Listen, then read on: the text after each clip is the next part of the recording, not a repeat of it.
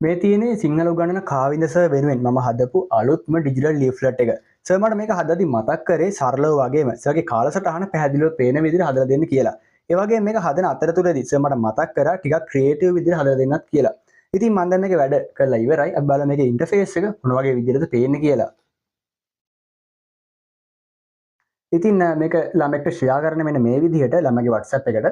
එතකොට මුලින්ම සර්ගේ ෆොටෝ එකක් තියෙනවා. ඊට පස්සේ මේ වගේ ටෙක්ස්ට් එකක් තියෙනවා. අන්තිමේදී තමයි ලින්ක් එක තියෙන්නේ. ඉතින් මේ ලින්ක් එක තමයි අපි ඩිජිටල් ලීෆ්ලට් විදිහට පාවිච්චි කරන්නේ. ඉතින් අපි බලමු මේක ඇතුලේ මොන වගේ දේවල්ද රන් වෙන්නේ කියලා.